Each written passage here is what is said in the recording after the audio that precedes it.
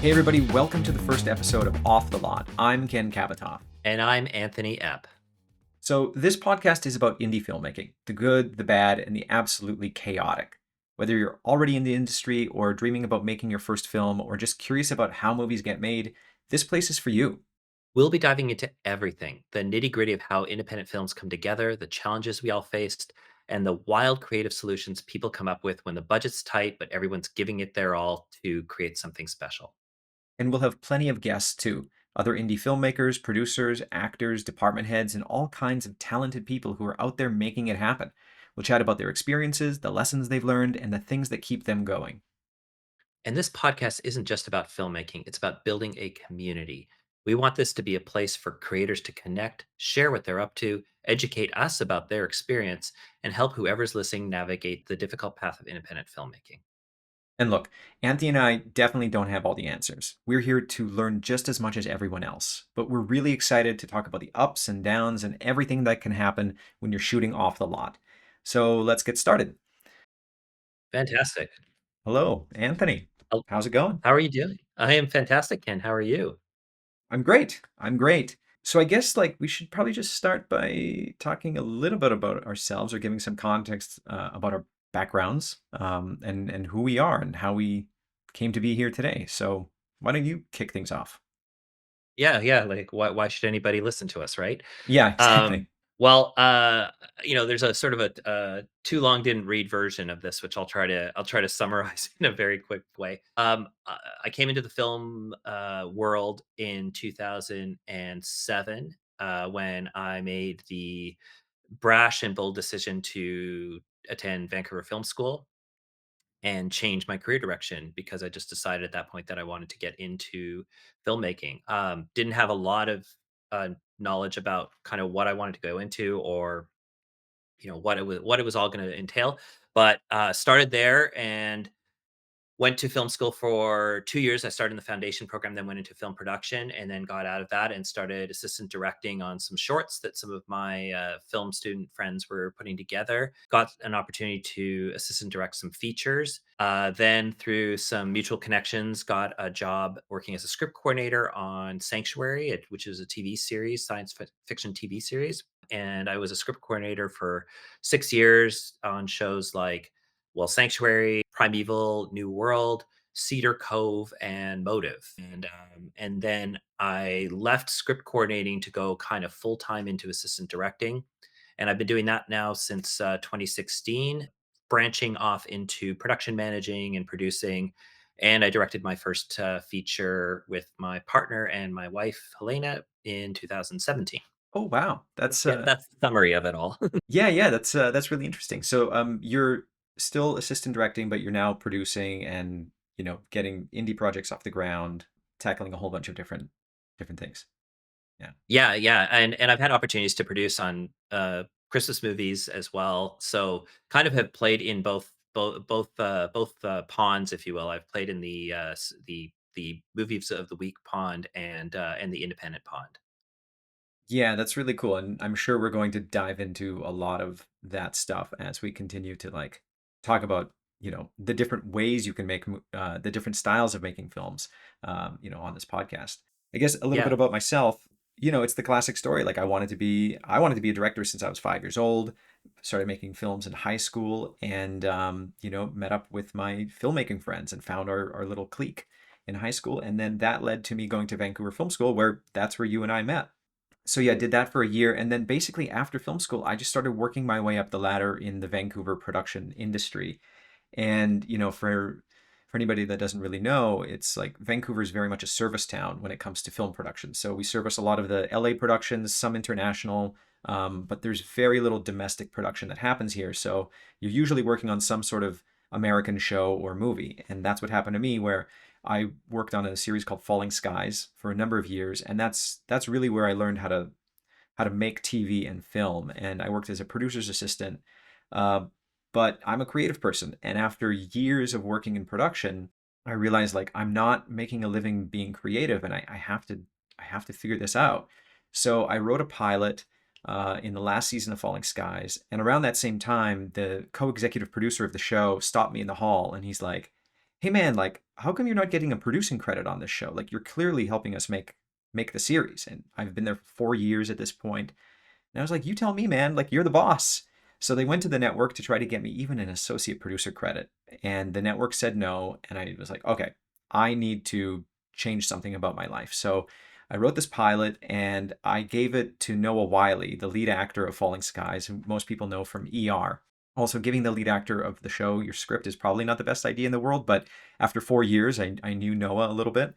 And Noah read it and loved it, didn't want to act in it, but wanted to produce it. So right after Falling Skies ended, Noah Wiley and I and that executive producer that stopped me in the hall, we took out my pilot. And that pilot got me my agent. It opened up a whole bunch of doors. And not long after, about a year later, I ended up working on a show called Travelers, which was created by Brad Wright, who created the Stargate franchise.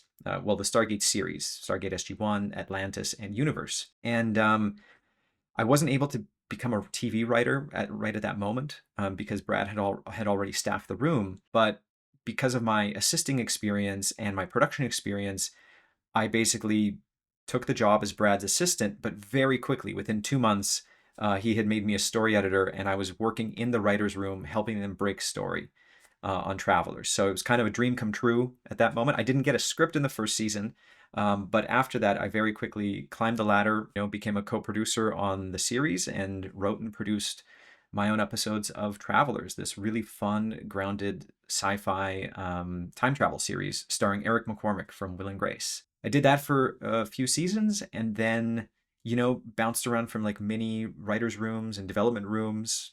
Still very much a TV writer, but also really looking to dive into independent film and focusing on my directing career and getting a feature off the ground. Just like everybody, we're just all juggling, so many things in this industry trying to make it happen somehow because you don't know what the right thing is going to be, right? It's so hard to No. tell. Yeah. Yeah, there's no sort of, do these 10 steps and you'll be a successful filmmaker document out there or anything like that that basically just says, "Oh yeah, you do this and this is the path to do this. This is the path to do that." Yeah, and that's why like I'm always really interested to hear how people got into the industry and sort of how they got to where they are because every path is different in some way and just different doors have opened up and led to where we are now. So I just remember this one quote I read from C. Robert Cargill on Twitter or X or Blue Sky or whatever it was. And I don't know if it's his quote or not, but he said something like, breaking into the industry is kind of like breaking out of prison. If enough people do it the same way, the hole gets patched up and you have to find a new way, and I think that's so true.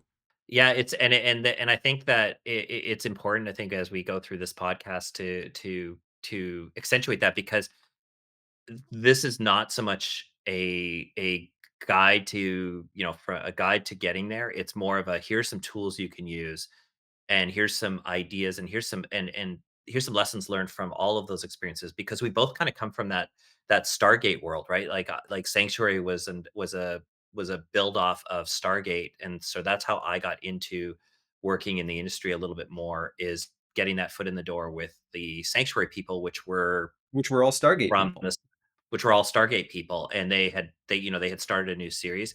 And there's a lot of people like you and I who kind of grew up in that world where we were PAs or we were sort of on the what I would say on the low end of the totem pole of production. And but we made the we developed the right relationships with the people who were really good people who were shepherds and great mentors who could kind of give us a little bit of a direction to go and point us in that direction. And then every once in a while, maybe throw a couple of resources. Cause I remember you did that pilot for, that we did at the Waterman set that sorry, not at the Water, Watchmen. at the Yeah, Watchman Watchmen. set. Right. Sorry, the Waterman, at the Watchman set that was full of just, a who's who of local BC people working on that. Right.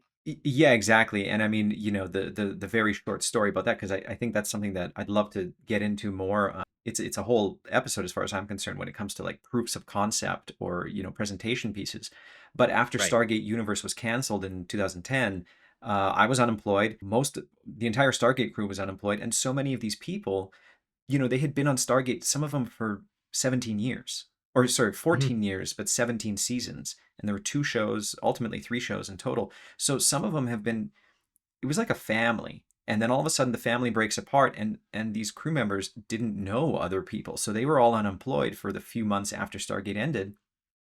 And that's really when I got interested in writing. Up until that point, I was full on, focused on directing, but looking around at the Stargate writers and like Brad Wright and Robert Cooper, they come in at 9 and they leave at 6, and they sit in a room and talk about imaginary characters, and they, make a show for millions of people that is beloved. And like that's a pretty sweet job.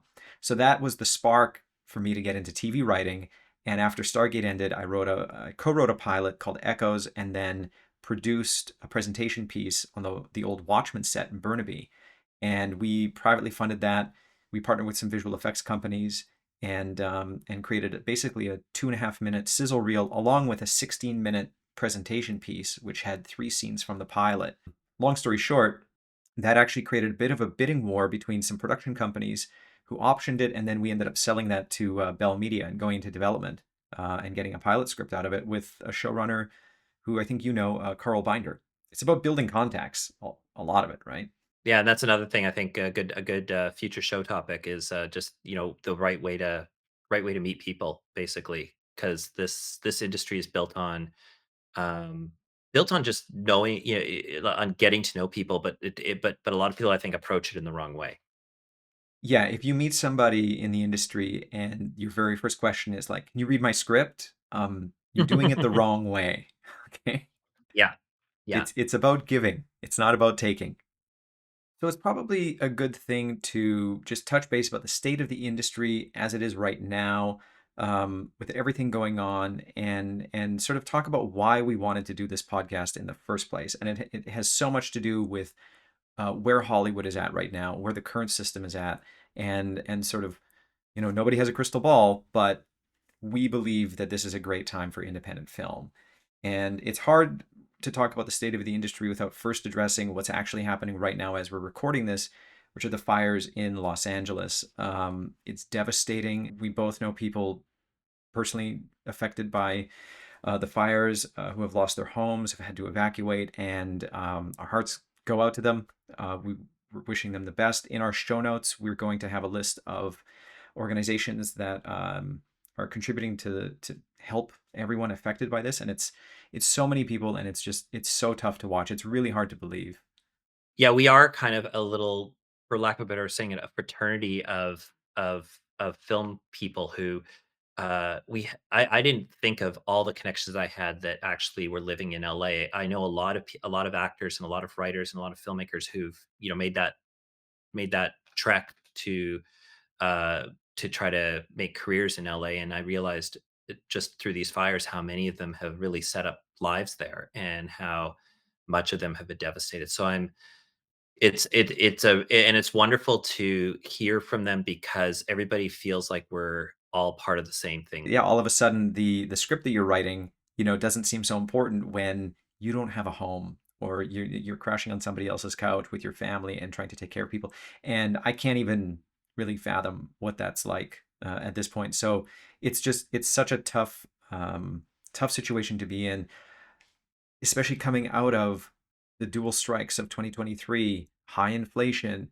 the lack of spending across film and TV shows in 2024, and the streaming wars. So like this has been a really, really rough 5, 6, 7 years for the industry, and now to have this happen, I I don't know. I think it's really going to change LA to the point where, last year and the year before, people were starting to leave, right? Mhm, Directors, I know a few directors who have left Los Angeles to just go live wherever they want to because they don't work in LA most of the time. Now, obviously, there is mhm. still production in Hollywood, but that really depends on the California tax credit. And so many productions are either going to Atlanta, New York, here in Vancouver, Toronto, or the UK, or other countries in Europe, right? So it's all about that bottom line. And this just feels like, I don't know, I I don't want to be so grim about it, but it does seem like it's going to change things about where people decide to live, these people that are displaced, and if they want to stay in LA or not as crew members. Yeah, I mean, gut reaction is I don't think Hollywood is gonna be Hollywood for quite a while. Like, I'm not saying it's not gonna rebound, but I think it's gonna take some time. This is not a blip. It feels like you said, I feel like there's gonna be a migration out of LA in some regard, at least until the infrastructure is back in there, because you need people to live in the town in order for it to actually function. It can't just be a place that people fly into just for their meetings and then go fly back to wherever it is that they're from. Yeah, yeah, totally. It'll be interesting to watch. I think it's going to take a while. I think it'll take years to figure out what the hell's going on with the Palisades, right? Mm, And all of that. But we're just going to keep an eye out, just like everybody else, and see how the industry adapts. Hopefully, the CEOs of these studios realize how dire this is and how much work needs to be commissioned in order to keep people alive, to put food on the table. So maybe we'll see an influx in terms of movies and television shows this year, but we just don't know. It's too early to mm. tell. And the thing to think about is that this is not about coddling celebrities. I mean, there are, yes, of course, famous people who've been affected, but like, I don't know about you, but a lot of the people that I know who are down there are not household names. They're working actors, working writers, working directors and producers who are getting opportunities down there that have existed for many years, but they are not people that you're going to recognize right away. And they don't have four homes, right? Like, that we're not talking about people who can just relocate very easily. These are people who are the backbone of what the industry is about. You can't make a big Hollywood production without the 150 people who work on that show to support it. And if they can't afford to live where, or if the fires have wiped out their homes, that movie's not getting made until people who live there are actually able to work again. There was a time during COVID where remote work was just way more common, right? Like I know editors that have moved out of LA because a lot of editing is now being done remote, and Mhm, it works. I mean, I did my latest short film that way. It wasn't terrible. I always prefer to be in the room, but COVID has sort of allowed people to go elsewhere. And most meetings, if not all at this point, are on Zoom. mhm, Before COVID, I was flying down to LA about 4 times a year. Sometimes I would go down for like a month at a time. When in that case, I would drive down, which is a beautiful drive, taking the coast. But it was expensive. It cost me a lot of money, and there wasn't a guarantee that I would sell a project or do anything. But now, thankfully, I get to just have all of these meetings here in Vancouver, and it's over Zoom, mhm. for better and worse, right? Like I think pitching is really, really tough over Zoom. It's convenient as hell, but you just don't get that connection, with the person in the room. I don't know, but it just seems to be that like that's where it's staying for a while anyway. Yeah, and then it becomes a matter of how do you stand out, because if every Zoom pitch is kind of with the same ways, maybe the face to face becomes the unique part of this. Is that if you and that's where if you are local, or if you can get on a plane and be in LA by tomorrow morning for face to face, you might stand out over the 5 Zoom calls that particular executive has had to take Yeah, exactly. the day Yeah. before. Yeah. If you have a chance or have a choice, um, I think face to face in person is always better than anything over computer, obviously over telephone. Yeah. So I would opt to take that. But the big picture here with like where the industry's at and sort of why we're doing this is that Hollywood just seems to be falling apart. I don't know how else to put it. The streaming wars changed everything, right? We went away from network TV to basic cable, and the way the studios were operating. It was different when Netflix became this behemoth, and that changed the game. Legacy studios, tech companies like Apple and Amazon, and even Disney, they hitched their wagon to the Netflix horse, and nobody had any idea, I guess, that the horse was like about to go off of a cliff. And basically, it's ruined things as far as I'm concerned. Like the way we sell TV and movies, the way we make it as far as Netflix goes, and the rest of the streamers, it's not as good. And for people that have made these movies, I mean, I just worked with a director really famous comedy director. You know his movies, and he made a film for Netflix, and he basically said, if you make a movie for Netflix, does it even count as a movie? Because nobody's seen it. It just Right. goes away. It's there for a week and then it goes away and it's forgotten. The strikes and inflation and COVID and the costs that were associated with COVID in making all of these things. So it's just been really, really tough. And then the COVID production and the slowdown of development in 2021 led to a terrible year of trying to get anything off the ground in 2021, 22, unless you were already established. So there's just been this really, I want to say slow, but it's not very slow at all. It's a fast decline as far as the studio system goes. No, I think and I think that last point that you've made is actually I think really relevant and important because what has happened is that it is consolidating the people who are already there, like the writers who already had shows in development before COVID are the ones that are kind of like they're sort of first to the first in line to get their projects made. But because the budgets have gotten to the point where they're contracting the writers' rooms or they're changing how the shows are made and so on, the opportunity to break into the industry, I think, has been choked off. I Mm. think that that's the part that's really suffered the most is that you just don't have that farm system of new and up and coming talent to build on. I mean, I know so many story writers pre-COVID, like from the 2010s to the and so on, who have graduated to the point where they are co-executive producers or show running television shows now. But I think it would take a lot longer to do that now because they've shortened the rooms so much or shrunk the rooms so much that how do you break into that? I mean, especially if the story editor is someone who's been around for 10 or 15 years and just needs work. You're not going to get a new story editor in there. Yeah, what ends up happening with a small room size is, so say you're doing 10 episodes, 8 episodes, or 6 episodes, right? And then we're now seeing 6 episode orders as of this year, which was Mhm. often more of a European thing. But the way they structure the rooms is a little bit different over there.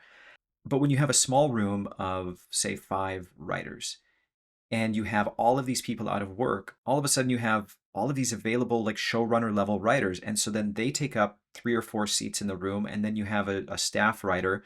And so what ends up happening is the mid-level writer, which is my position in TV, I'm a co-producer level, that gets cut out. You have a very top heavy room with like 1 or 2 junior writers. And then on top of that, you're only getting 1 or 2 scripts per year, which ultimately, depending on which level you're at, isn't really that much money.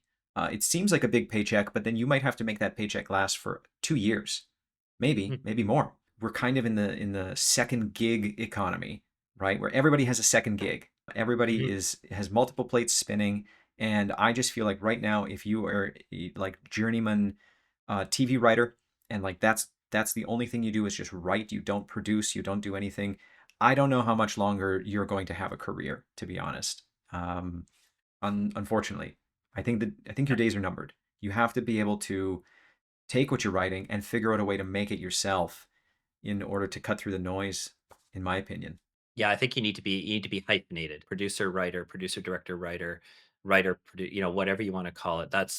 There's no longer a writer. There's no longer even I would say directing too. Like it's the path to directing to being paid as a director is shrunk as well. And I think you're right. I think you have to be your own gatekeeper. But this is also a great transition into the main thing that we wanted to talk about today, our main topic, which is the fact that every single person has the ability to make the movie that they want to make right now. And if you're waiting for the perfect circumstances, it may not happen. And like, don't get me wrong, if you have the huge, intergalactic movie idea, okay, fine, you're going to have to figure out a way to pitch that to a studio or raise a ton of money to make it. But there are stories that you can tell today that are much smaller and much simpler and don't require a lot of money. Also, whether it's a short film, a presentation piece that could potentially get a feature off the ground, or simply like a micro budget feature or low budget indie, it's possible. It's entirely within your grasp. And we just want to talk about a few key points that you can keep in mind if you want to, take this project on and make this work to your advantage. I'm really happy we're hitting kind of this topic as our first topic because I think it will set the groundwork for every discussion we have after for this is sort of baselining it in this idea of like, okay, well, we all talk about, okay, you got to go and get your project made or make it yourself or something. Well, okay, let's start talking tactically. Like, what does that exactly mean, and how does that work? Yeah. So the first key point, and this is true for any film, any short film, basically anything that you're ever going to do, it comes down to the story, right? What is the story that Mhm, you're telling? But in terms of, this do-it-yourself approach, it's also about writing to your resources that you have. So start with a story that you're passionate about, something that could be very simple, easy to execute, but something that you're really, really in love with, because this is still going to take a lot of work and a lot of your time to pull off. On top of that, start with something that works with the resources that you have. So if you live in an apartment, can you shoot in your apartment? Do you have a house? Do you have a cottage? Does your uncle have a yacht? That type of thing. Like, think about the things that you have in your life that you don't have to pay any money for. That could be as, add production value to your movie, work as locations or props or things like that. You want to keep things simple, and ultimately it comes down to character, right? All story comes down to character. And what is character? That is story. What is plot? It comes from character. Really focus on the choices that a character has to make in order to keep the stakes high. So, mhm. there are some amazing one room films out there, or one location films that were made for a penny, and that just have stuck with me. The one that really comes to mind is a sci-fi movie made about 10 years ago called Coherence. I don't know, have you seen that one? Mm-mm. No? I've heard of Okay. it though.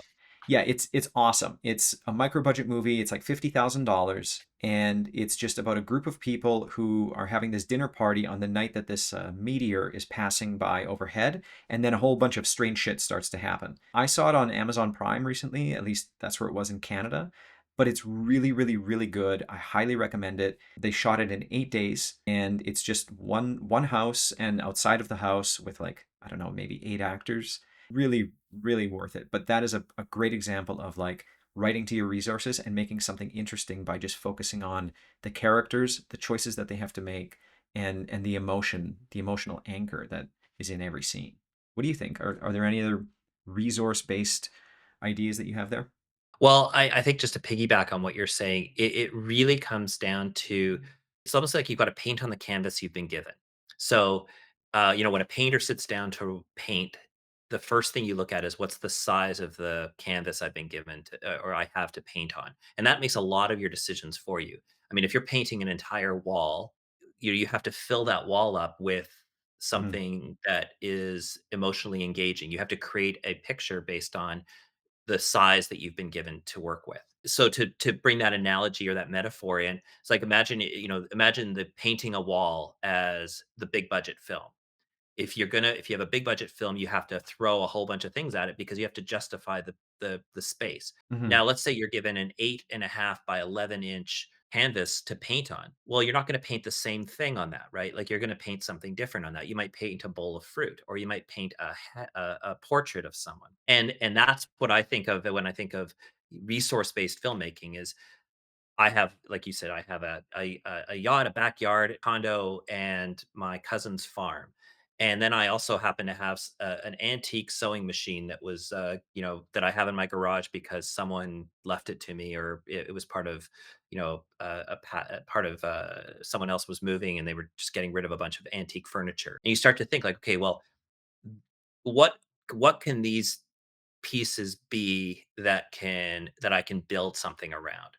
And that's kind of your thesis statement is then to become, okay, well, what's the story I want to tell? And I think you hit it on the idea of story and writing to your resources, but your biggest resource is your own creative brain. What is the story that I really want to tell, or what is something that I really want to speak about? This is the opportunity too. When you're in low budget filmmaking, nobody's giving you any rules. Nobody's telling you you have to do it this way or else we won't fund it at this point, right? So this is also an opportunity to take risks. There's some movies out there like I don't know if you saw Primer. Oh That yeah, was a Shane Primer's Carruth great. movie. Yeah. Yeah, Yeah. and that's an $8,000 science fiction time travel film that is it just messes with your brain, Yeah, it's and it's really good. The script is so tight. The rules of the time travel and all of that are really interesting. Like, it's a mhm. great film to check out, and made for, again, $8,000, you said? Yeah. Something like that, like, it was definitely under $10,000, and what I find interesting is, like, that's the filmmaker, Shane Carruth, I think he was an engineer or something like that, like, his Mm. background is he's an engineer, so his unique feature is that he understands the physics of everything. He's creating a film around the physics and the realities of time travel, through obviously a fictional perspective. But like, what would this in fact mean, and what and how would this be? How would you put a story like this together? But he's coming at it with sort of a technical scientific knowledge, and then creating a story out of that. And one other film that just came to mind is from a couple years ago, a horror film, Skinamarink, right? Which was made by a Canadian just outside of Edmonton or in Edmonton for $16,000. The director and like a couple of his friends, and they shot this horror film in the house and have since, the movie blew up. He made $1 million and is now a Hollywood director.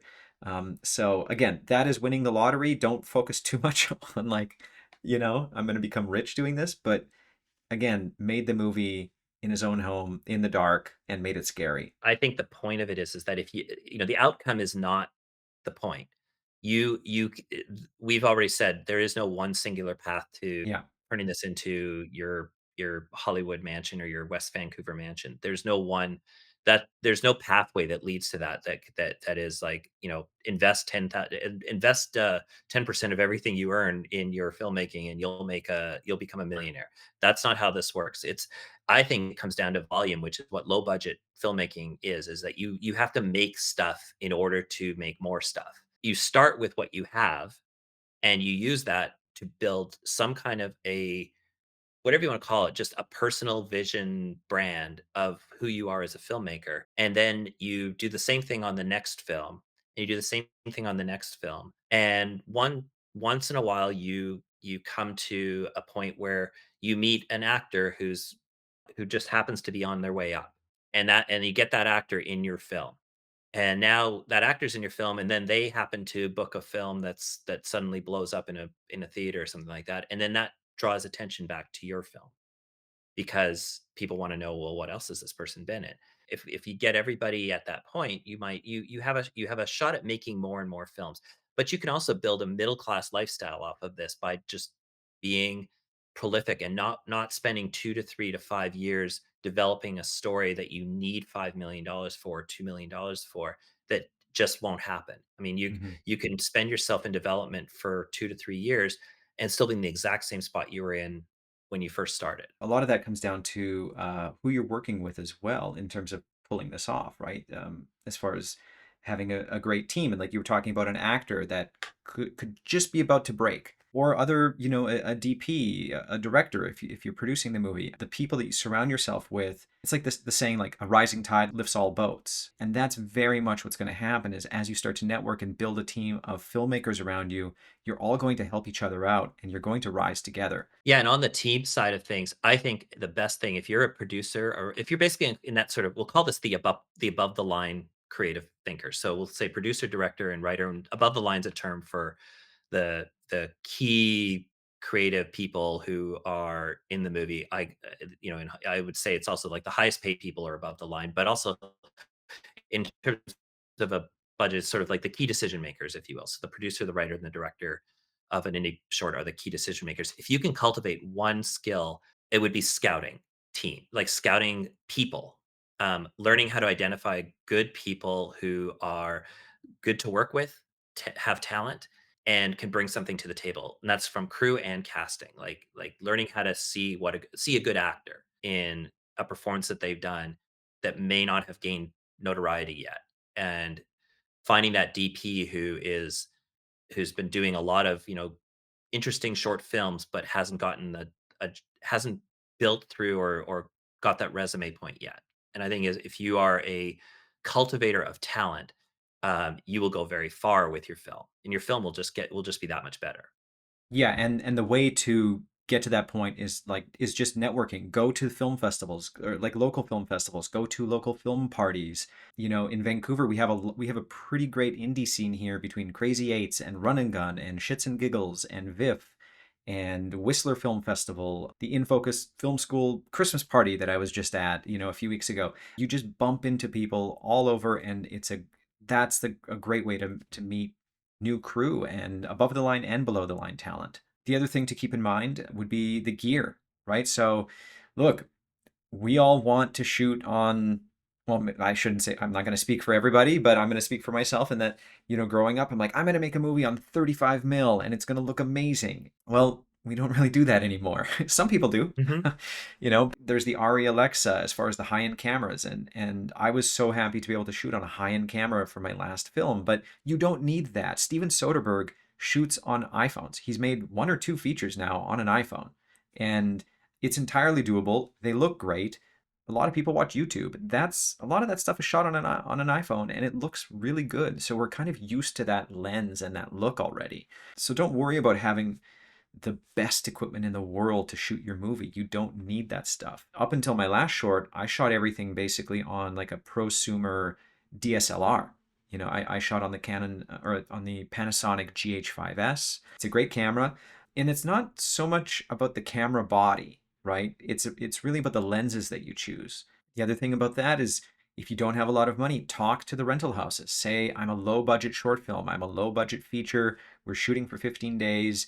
Is there any way you can help us out? And most of the time, especially in Vancouver, we have a great support system here where the rental houses will cut you a massive, massive deal, or sometimes just give it to you for free as long as you have insurance. And I would say that I think this is a goes hand in hand with crew size. You you have to plan your film shoot around those sort of that again, like the best camera in the world is the one that you can get for free, is the one that you have in your hand, or the one that you can get for free, or the one that you can get that you can use right now. I have a GH5. You could quite easily make a feature film that 90% of the people out there would not even differentiate between that and something else. I mean, the resolution quality on a GH5 is higher than a 35 millimeter film.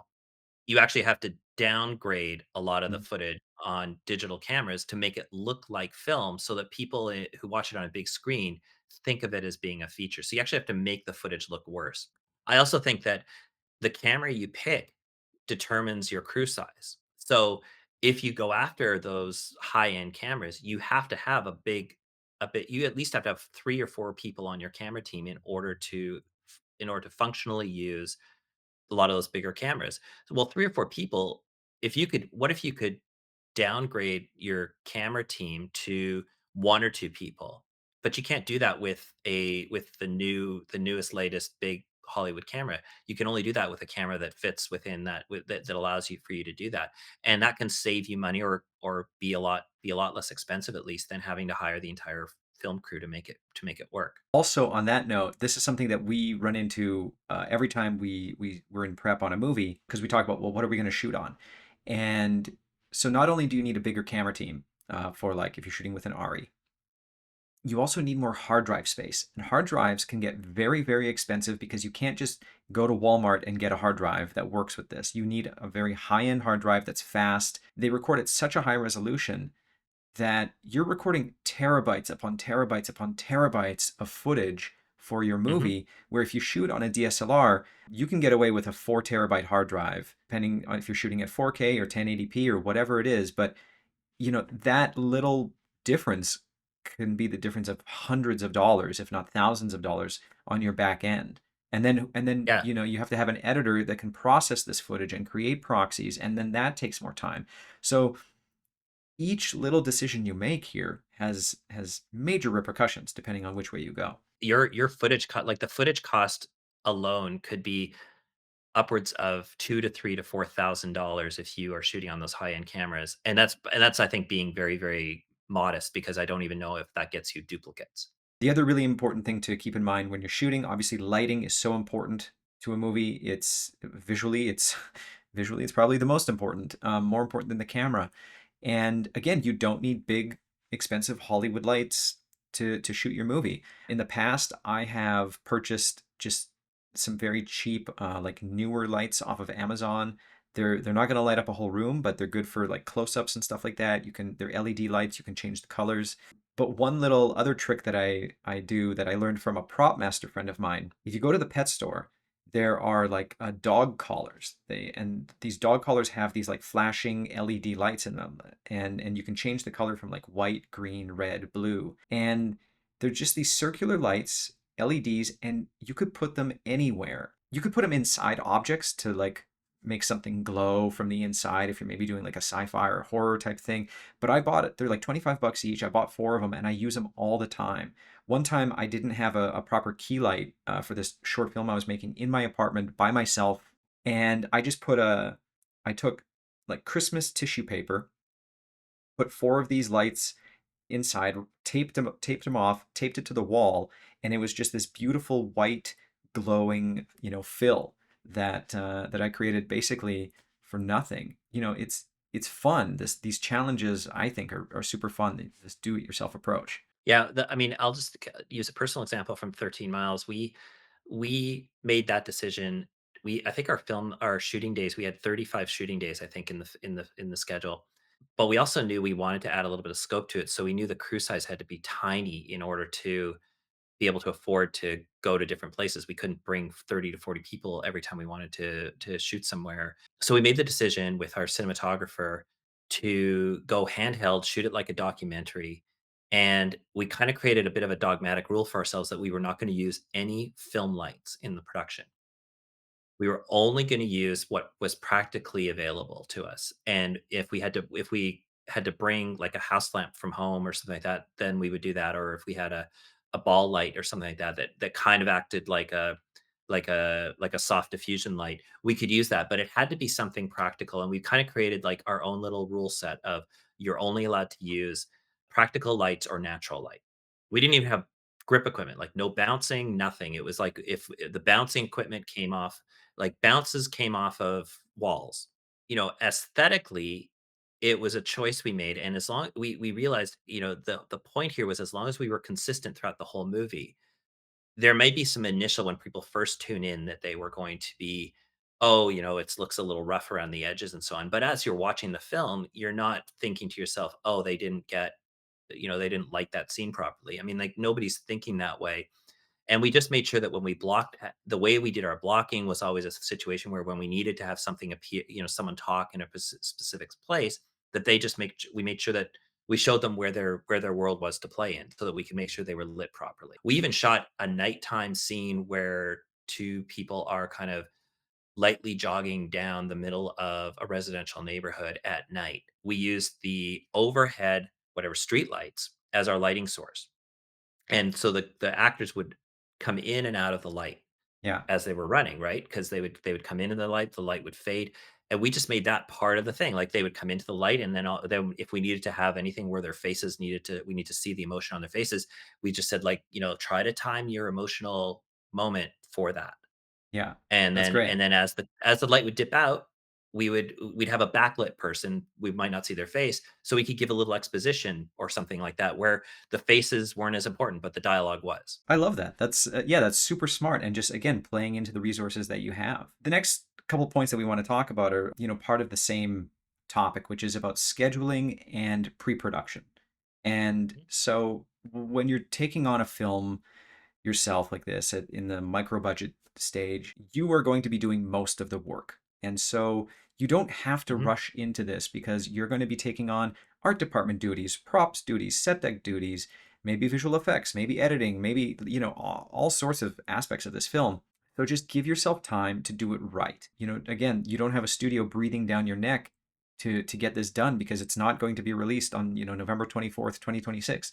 There is no release date, not yet anyway. Basically, pre-production is your friend. Take time to just work with your team and break it down piece by piece, right? Like how do you eat a whale one bite at a time? Yeah, you're collecting pieces. So when you're filming, you're collecting pieces, and we scheduled when you're working on that kind of tight budget with MOWs or studio films where the actors are in town for only a certain amount of time, and you've rented the gear, and you have to kind of pick up the gear and return the gear within 3 weeks or 4 weeks. You're dealing on that time crunch. That's where you have to spend the money and the time and so on to make sure you get everything done in that 3 to 4 week window. But when you're doing an independent film, you're not bound by that. If you own the gear or if you have access to the gear, then the schedule's really based on your crew and your cast availability and your availability. Like I said, we did 30 days on 13 miles, and we shot it over the course of 12 months. 2 days here, 3 days there, 4 days here, 1 night here. Just whatever we'd look at the script and the story, and we'd look at our actor availability, and we would just go, "All right, so they're available this Saturday. We can get these 3 actors this Saturday, and they're all available at that time, and we can get this location." I mean, we weren't that tight. We would look at this like 3 or 4 weeks in advance, but we'd say like, "Okay, at the end of July, we can get that location and these 3 actors available."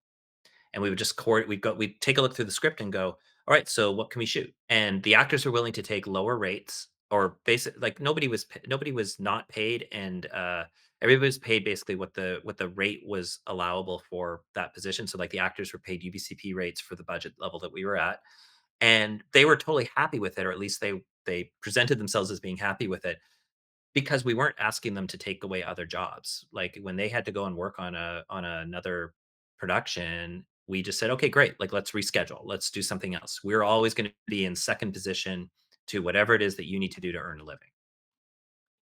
And it gave us a lot of flexibility. No, and that'll inevitably come up, scheduling issues, yeah, around actors and crew. But that's really cool to hear. I didn't know that. Yeah. Yeah, and to with regards to crew, this is gonna ruffle some feathers, but you have your sort of A team crew maybe, or the people that agree to work with you the whole time. But if you're going to shoot that way, your crew might not always be available. Like, not everybody on your crew is going to be available, and so you work with them to find replacements all the time. So we had we had a main sound mixer, but we had a couple of people who were sort of the backup people, who were, equally as qualified, who we would say, "Oh, hey, are you available this Saturday because our other sound mixer isn't available?" And just get them in for that one day. We had the same thing happen with camera, where we actually went through. I think we wound up. We sort of had our main cinematographer, and then we had sort of a second cinematographer, and then both of them became unavailable during the last month and a half of our production.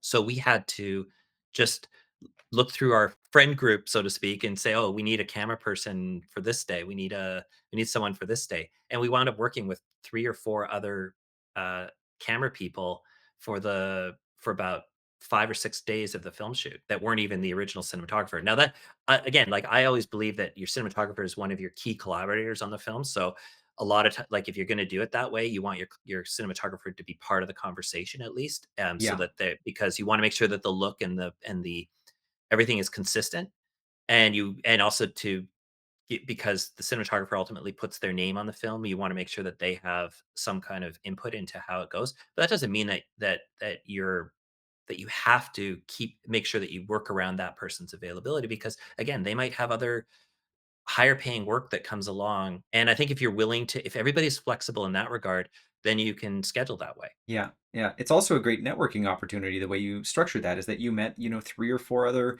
first ACs that maybe you can use in the future if your number one pick isn't available. The other thing to think about is, and this is, by far the most important, because what we're doing here is, we're telling stories and we're getting people together, but it has to be safe, and safety is number one across the board. I've been, I don't know about you, Anthony, but like I've been in situations where there's been terrible accidents on set. I've been a part of a couple of those. Not that they happened to me, but been right there when it happened, and it's awful. It's really truly awful. And yeah, getting together and shooting a movie with your friends, no matter what level you're at, whether you're an industry pro or just starting out, you have to take this seriously and be safe. So, be careful when you go out and do these things. On top of that, depending on your production, like we know that insurance can be expensive, and maybe if you're just shooting a short film with your friends on the weekend, you may not get insurance if you own all the gear or whatever, but highly recommend getting insurance always, because you just never know what's going to happen, whether it's to your location, to the gear that you have, or if somebody hurts themselves. At least you want to protect yourself when you do this. Yeah, I agree. I think I always say there's no film that's worth risking someone's health or safety on. Um, and I mean, I'm an assistant director slash production manager, so this really hits home for me. I always say there's always a way to do something safely. Mhm. There's always a way to execute the thing that you want to get the emotional reaction or to get the scene that you want. There is always a way to do it safely. You just have to think about it and you have to plan for it. The worst thing that you can have is coming to set and making a pivot decision that involves a safety hazard, because without the preparation time to put that together properly, you're just putting someone at risk unnecessarily. Like that, you don't filming in water, filming on a train track, and I mean that's, things like that where there's no need to do something unsafely when it can be done safely, when oftentimes the things that we do that we think are going to add something to the movie, you realize as you were looking at it later, it really made no material impact on the film. This comes down to, I mean, we've heard of all the safety horror stories, from weapons to um, cars and things like that. And I think it's just a matter of, again, as the creative head of the department, it is your responsibility. If you're a director on a film and something goes wrong, you have to look yourself in the mirror and say, is that because I pressured the team too much to try to hit something that maybe wasn't necessary? So we often want to point fingers at, oh, was it this person's fault? It's always comes down to you as the leader. If you're the producer, director on the film, you're the leader on set. If something happens on set, it is your responsibility. It doesn't matter whether or not you were the person who didn't set up the ladder properly or whatever it is. It's your responsibility to make sure that it's safe. And Yeah. if you can't do it safely, then you can't do it. I think it's a matter of, if you can't come up with a way to do something safely, then you just shouldn't do it, period. But I'm also going to say that 9 times out of 10, if you have a good discussion about something that you want to do, there's a safe way to do it. Yeah. Yeah, and that's part of the challenge of having these constraints, and it's part of the fun of it as well, is how can we do this in a creative way that Mhm. keeps people safe, but also gets us what we need emotionally for the scene. There are far too many tools out there to risk someone's life. I mean, the very worst case scenario, you can go and learn Unreal Engine and Blender and they're both free programs. Spend 3 months learning how to use them for a cliff scene or something like that, and then just make it that way. Like, I'm not saying that that's the solution to every problem, but I'm just saying that bottom line is that impatience is what causes accidents, because we're not willing to do the necessary legwork ahead of time to get us a scene done safely. And the last main point to touch on here, as far as your, indie micro budget film that's going to happen right now, is post production. What's your game plan, right? So start thinking about post production early. Who is going to edit your movie? Where are you going to get your music from? Do you have a composer friend? Are you going to write the music yourself? Are you going to subscribe to a music library? And there are a whole bunch of those. How are you going to distribute your movie? What's the goal there? Are you going to go to film festivals? Is it going to be an online, YouTube film? I have made short films that I knew from the beginning were going to be on YouTube. Right now, I have a short film produced by the Directors Guild of Canada. It's not on YouTube. It's not on the internet. It's going on the festival circuit, and it'll end up online, a year or two from now. And we knew that going in. So again, start thinking about post production early on and how you're going to put this together, because it's going to take a long time as well, months, if not a year or more. What's your opinion on being your own editor, on editing your own film? Okay, so that's a great question. So for a short film, I've edited all my short films except for my last one. And I'm thankful that I didn't edit my last one, because I had an amazing editor on board whose instincts aligned with mine. And he also saw the movie, just he was, one step removed from the film. And that really, really helped to just be like, okay, I don't think we need this line. I don't think we need this shot. I don't think we need this scene, and that really helped put things in perspective in post-production. In the past, I've edited my movies because I grew up using Adobe Premiere. So like I've always edited everything that I've created. But yeah, moving forward, I'm going to have an editor. I kind of, I think I feel similarly in that I think, though, that when you're talking about the micro budget level, and especially if you're trying to develop your voice as a filmmaker, I think first of all, it's just from a money standpoint, it's much cheaper to edit your own film than to hire an editor.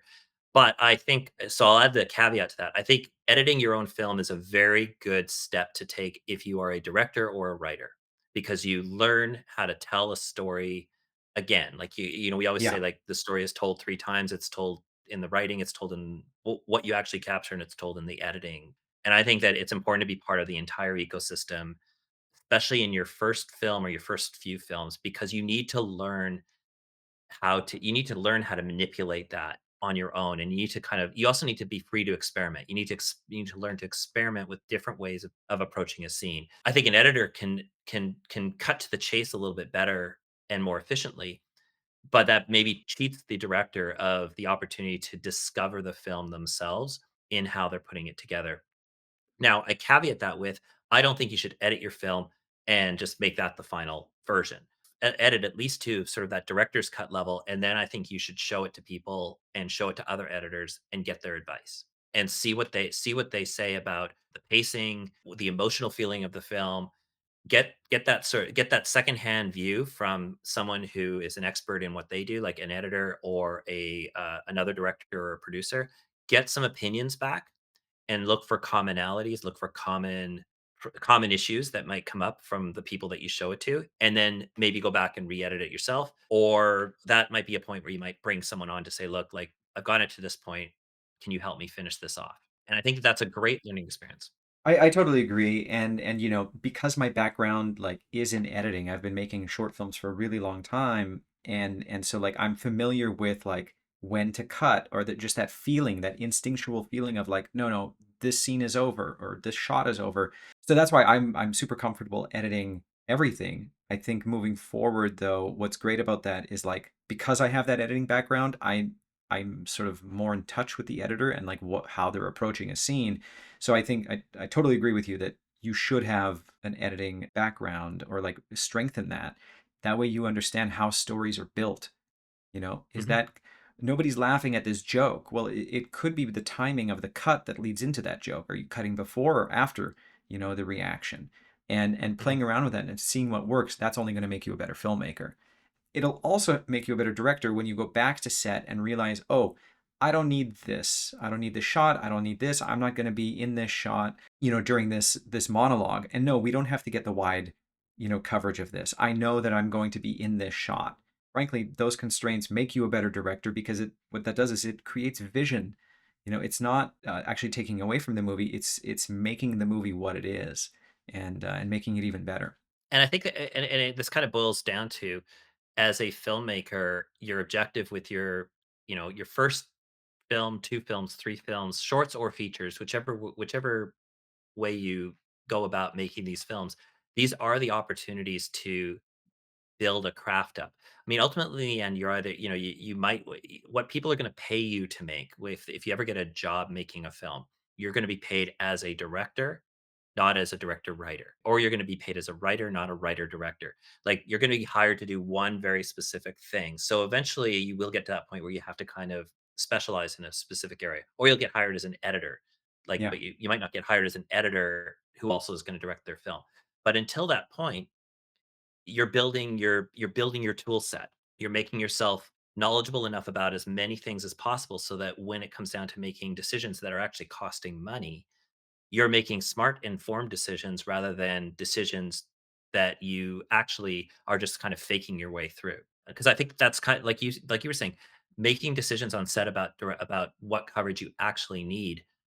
If you outsource that too much, you become less responsible for the result. If you sit there and say, if you listen to your editor and your script supervisor, and they tell you you don't need that, you don't need that, or you need all these 3 things, and you don't, and then you just listen to their advice and don't put your own stamp on it, you're you're outsourcing the results, and you're outsourcing the responsibility for what comes out of the film. Yeah, and with that said, like, if you're directing TV, that's a different story because as a TV director, you are not in charge, right? Yeah, Right. the showrunner and the producers and the writers are in charge of a television show, not the director. So it's the director's job to give the producers and the showrunner options in the editing room because the director's around for like a week and then they're gone directing another episode of NCIS. But in film, the director is king or queen, and you get to decide how this movie's being put together. Especially, again, this is an indie podcast, so we're talking about indie films. You are in charge most of the time. If you're working on a Marvel movie, good luck. Uh, Yeah, right? you're making a film by committee anyway, so Exactly, exactly. So, it was like Truffaut said, decades ago that there are five directors in the world, everyone else just shoots coverage, right? So in TV, I you're love shooting that. coverage, but in movies, really think about how you're putting the movie together. And as Anthony said, it's like you're writing the movie three times. Once is the script, the second time is on set with the camera and the actors, and the third time you're writing the movie is in post-production. And you're going to realize that maybe the story that I had in the script actually isn't the story that I got, that I captured with all of my footage. And you're going to end up putting something brand new together in the editing room that's even better than what you had before. This is entirely Mhm, possible. It happens all the time. That's the magic of filmmaking, That's why I mhm. love it. It's taking imagination and making it real, and I think, yeah, it's a wonderful point you make about every iteration, even though it feels like you constrain yourself more and more and more, because you can only edit the footage that you got captured, and you can only capture the footage that you wrote about.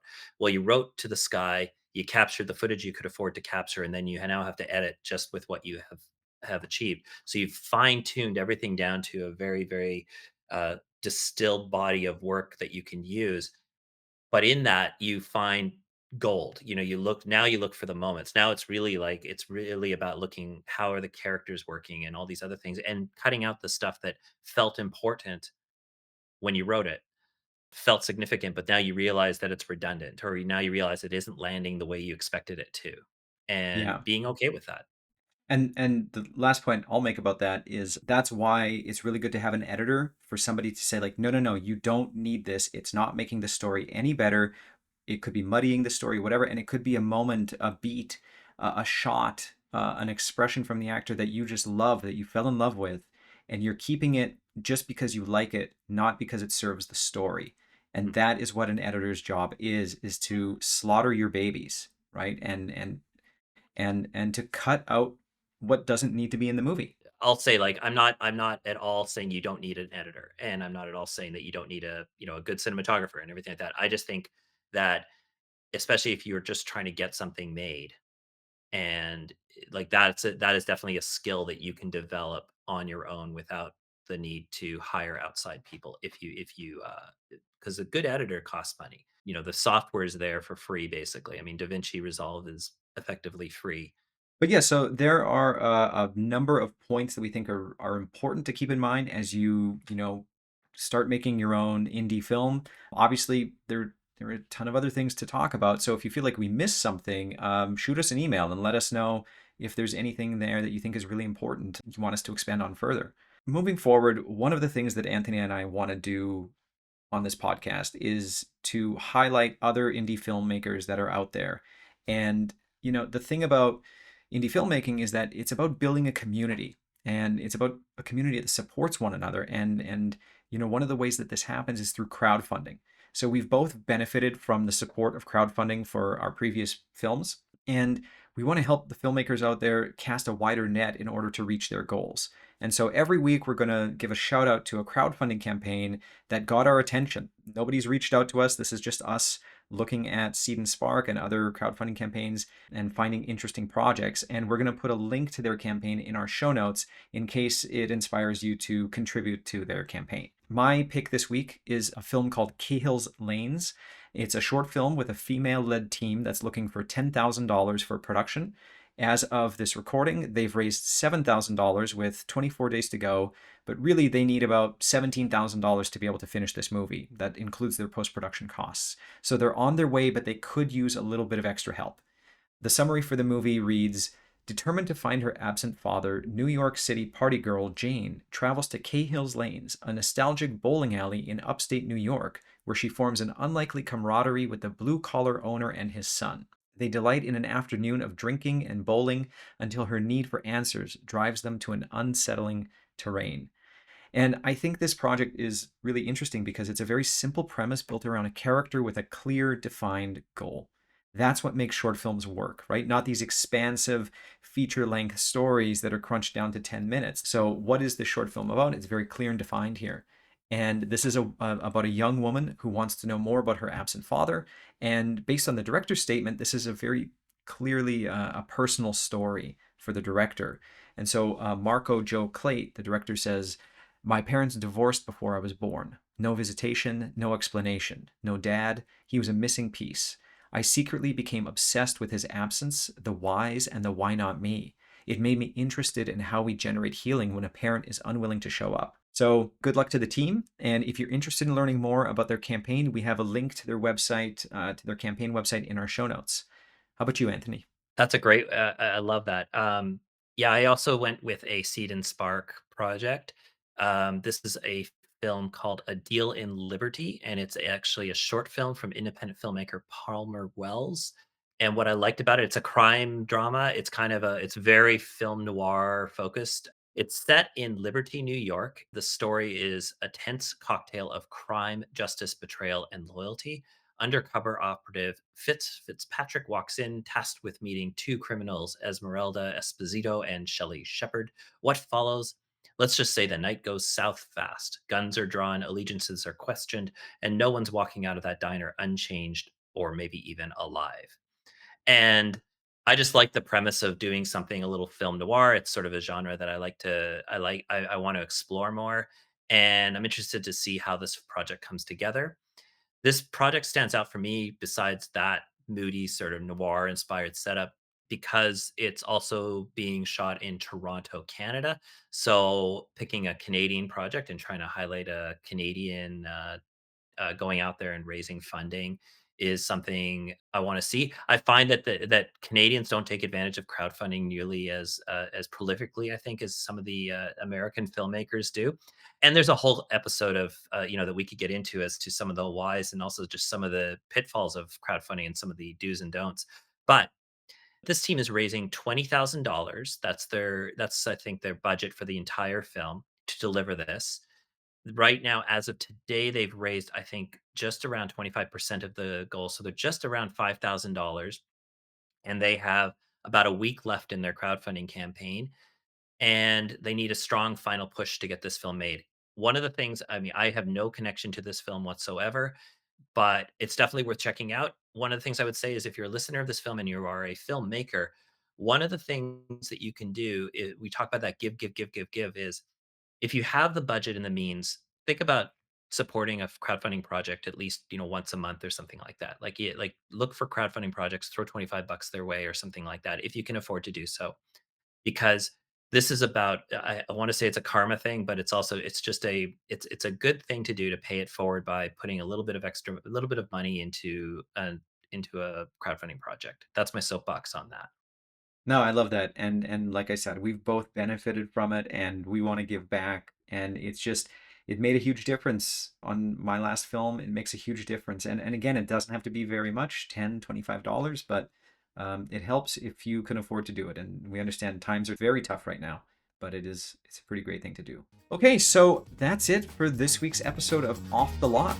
We want to hear from you. If there are any topics you want covered or any questions that you'd like answered, please email us at podcast.offthelot@gmail.com. You can also find us on Instagram, Threads, Blue Sky, and Letterboxd. Our handles are in the show notes. Thanks again, Ken. I hope you have a great week. That was awesome. Thanks, Anthony. We'll see you next week.